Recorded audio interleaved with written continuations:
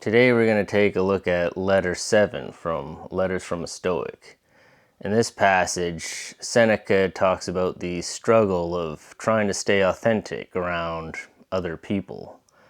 He also gets into a lot of different insights into how to stay yourself when surrounded by a bunch of other people. Let's take a look. You ask me to say what you should consider it particularly important to avoid.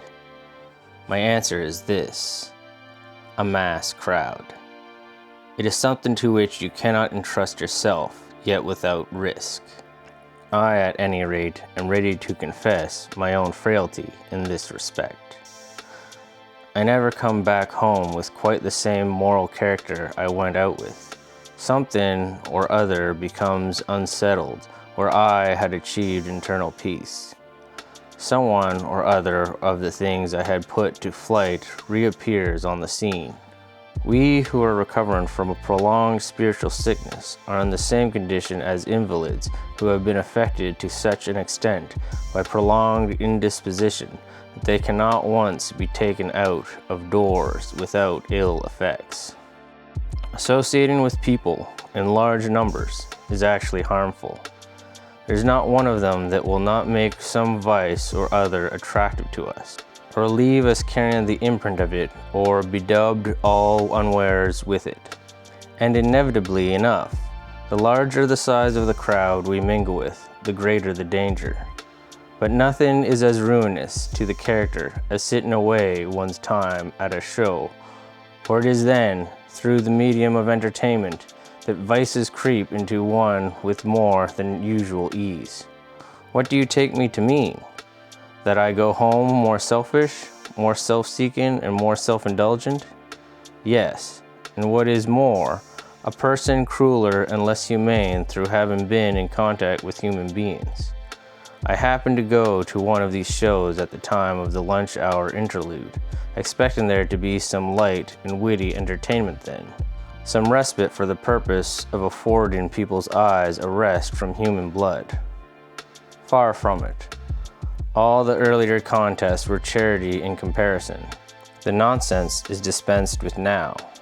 What we have now is murder pure and simple. The combatants have nothing to protect them. Their whole bodies are exposed to the blows. Every thrust they launch gets home.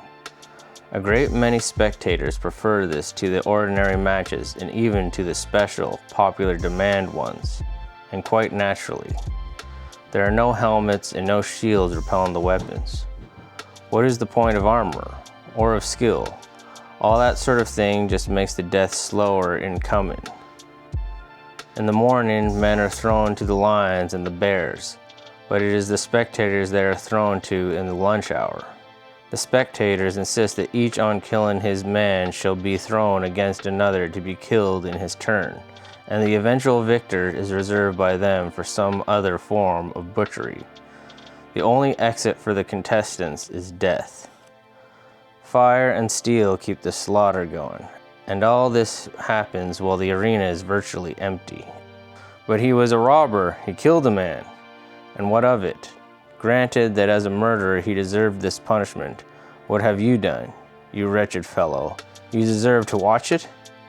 Kill him, flog him, burn him.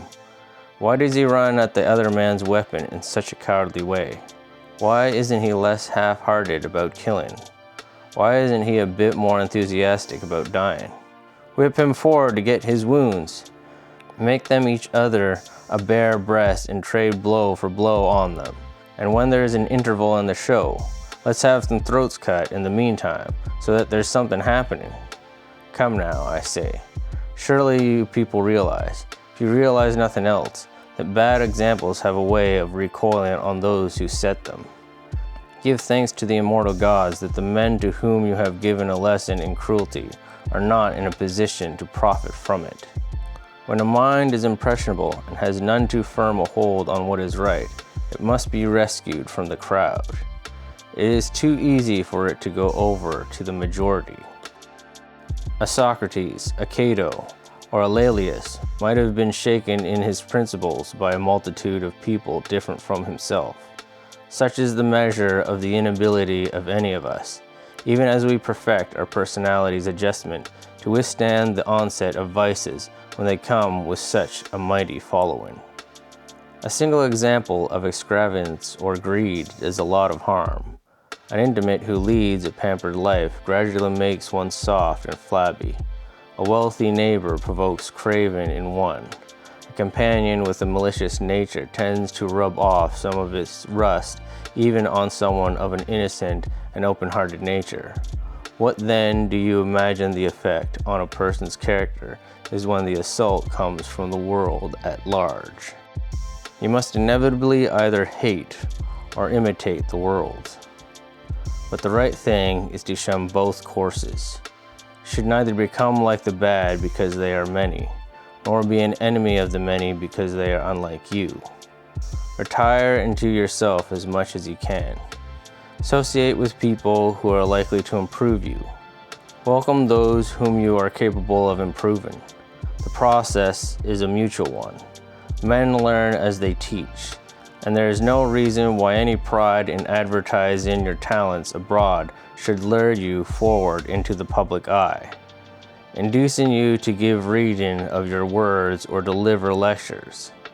I should be glad to see you doing that if what you had to offer them was suitable for the crowd I have been talking about. But the fact is, not one of them is really capable of understanding you. You might perhaps come across one here and there, but even they would need to be trained and developed by you to a point where they could grasp your teaching. For whose benefit, then, did I learn it all? If it was for your own benefit that you learnt it, you have no call to fear that your trouble may have been wasted. Just to make sure that I have not been learning solely for my own benefit today, let me share with you 3 fine quotations I have come across, each concerned with something like the same idea. One of them is by way of payment of the usual debt so far as this letter is concerned, and the other 2 you are to regard as an advance on account. To me, says Democritus, a single man is a crowd, and a crowd is a single man. Equally good is the answer given by the person, whoever it was. His identity is uncertain. Who, when asked what was the object of all the trouble he took over a piece of craftsmanship when it would never reach more than a very few people, replied, "A few is enough for me, so is one, and so is none." The third is a nice expression used by Epicurus in a letter to one of his colleagues. "I am writing this," he says, "not for the eyes of the many, but for yours alone, for each of us is audience enough for the other. Lay these up in your heart, my dear Lucilius, that you may scorn the pleasure that comes from the majority's approval. The many speak highly of you, but have you really any grounds for satisfaction with yourself if you are the kind of person the many understand? Your merits should not be outward facing."